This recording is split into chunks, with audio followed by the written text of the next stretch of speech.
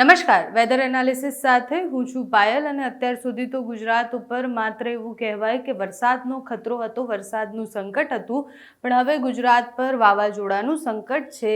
અને વાવાઝોડું પહેલી વાર એવું થાય છે કે બહુ જ દુર્લભ છે કે જ્યારે જમીન પર કોઈ સિસ્ટમ બની હોય અને સિસ્ટમ સમુદ્ર સુધી જાય અને ત્યારે વાવાઝોડું બને.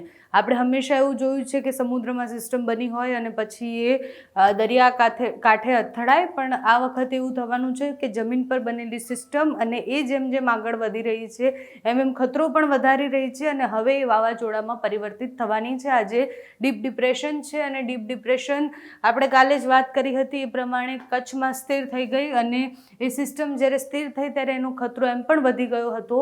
અને હવે ઓફિશિયલી હવામાન વિભાગ પણ એવું કહી રહ્યું છે કે આ અહીંયાથી વાવાઝોડાનું સ્વરૂપ લઈને, એટલે સાયક્લોનિક સ્ટ્રોમ તો અત્યારે બની જ ગયો છે અને એ આગળ વધી અને જે અરબ સાગર છે એ તરફ જશે. આ બાજુ પાકિસ્તાનના જે દરિયાના વિસ્તારો છે, દરિયાકાંઠાના વિસ્તારો, ત્યાંથી ટકરાઈ અને પછી ઓમાન તરફ જવાનું છે.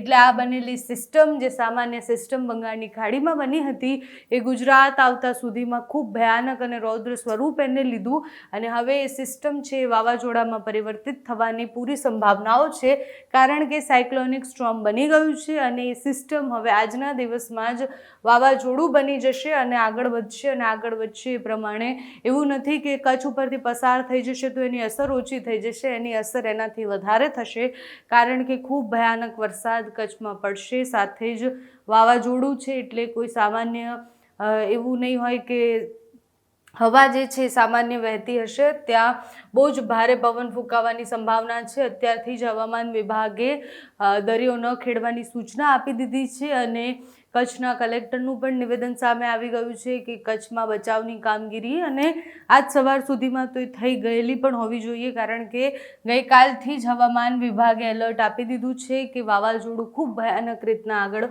વધવાની સંભાવના છે. એટલે હવામાન વિભાગ જે વાવાઝોડાની વાત કરે છે એ વાવાઝોડું અહીંયા આપણે જુઓ, આ એનો ટ્રેક છે. હવામાન વિભાગ જે વાવાઝોડાનો ટ્રેક બનાવે છે એ ટ્રેક પ્રમાણે વાવાઝોડું અહીંયા બની અને ધીરે ધીરે આગળ વધશે અને આ બાજુ જવાનું છે.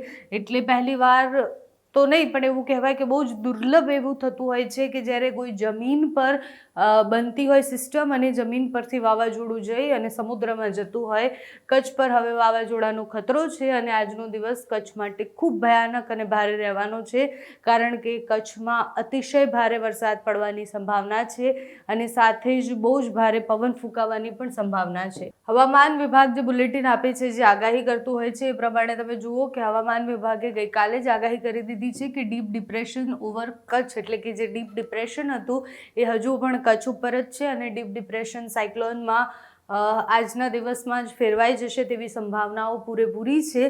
હવામાન વિભાગની આગાહી કાલે આવી હતી અને સાથે હવામાન નિષ્ણાંતોનું પણ એવું કહેવું છે કે આ વાવાઝોડું ખૂબ ભયાનક રહેવાનું છે. વાવાઝોડું જમીન પર બન્યું છે અને પછી સમુદ્રમાં જવાનું છે, એટલે એની અસર આસપાસના વિસ્તારોમાં ખૂબ ભયાનક થવાની છે. સિસ્ટમનો આખો ટ્રેક રેકોર્ડ એકદમ સંક્ષિપ્તમાં સમજીએ તો બંગાળની ખાડીમાં એક સિસ્ટમ બની હતી અને અરબ સાગરમાં એક સિસ્ટમ બની હતી. બંગાળની ખાડીની સિસ્ટમ ધીરે ધીરે મધ્યપ્રદેશ તરફ આવી અને આ બાજુથી અરબ સાગરની સિસ્ટમ પણ ધીરે ધીરે ગુજરાત તરફ આવી.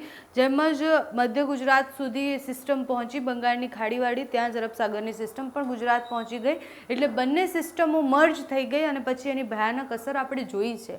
અત્યારે ગુજરાત ઉપર વાવાઝોડાનો ખતરો છે, પણ એ વાવાઝોડું એકદમ એવું કહેવાય કે સિસ્ટમ જે હતી મજબૂત ડીપ ડિપ્રેશન સિસ્ટમ, એ વાવાઝોડામાં આજે પરિવર્તિત થઈ જશે, પણ ગુજરાતને બહુ જ ભયાનક અસર કરી શકે તેવી સંભાવના એટલે ઓછી છે, કારણ કે વાવાઝોડું છે કચ્છમાં જ બની રહ્યું છે અને ડીપ ડિપ્રેશન થોડું દૂર જતું રહેશે હવે. એટલે એકાદ દિવસ અને એવું કહેવાય કે 24 કલાક 48 કલાક સુધી કચ્છમાં બહુ ભયાનક અસરો દેખાય, પણ એનાથી વધારે કંઈ નહીં થાય. આપણે બિપોર જે વાવાઝોડું જોયું છે, કઈ રીતના દરિયાકાંઠા સુધી જ્યારે વાવાઝોડું પહોંચે એની અસર શું થાય આપણને બધાને ખબર છે.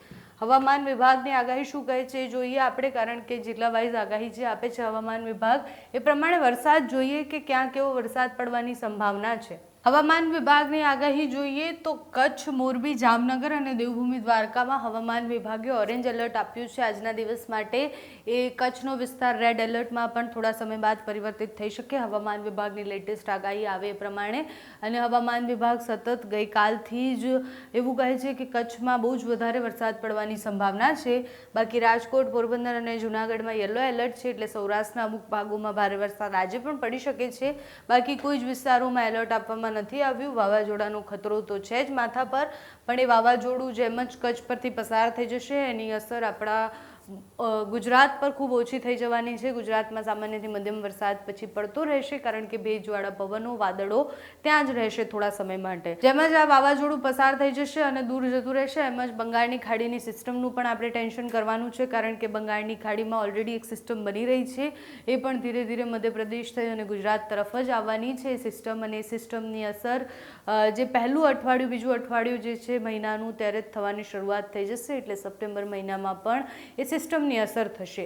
અત્યારે તો ગુજરાત પર વાવાઝોડાનું ટેન્શન છે. કચ્છ અને સૌરાષ્ટ્રના લોકોએ સૌથી વધારે સાવધાન અને સાવચેત રહેવાનું છે, કારણ કે વરસાદે જે કહેર મચાવી છે એનાથી પણ ભયાનક કહેર હવે આગામી 24 અને 48 કલાકમાં જોવા મળી શકે છે. અત્યારે આ વિડીયોમાં બસ આટલું જ. જો તમે અમને યુટ્યુબ પર જોઈ રહ્યા હોય તો સબસ્ક્રાઈબ કરજો, ફેસબુક પર જોઈ રહ્યા હોય તો ફોલો કરજો, અમારા વિડીયોને લાઇક અને શેર કરજો.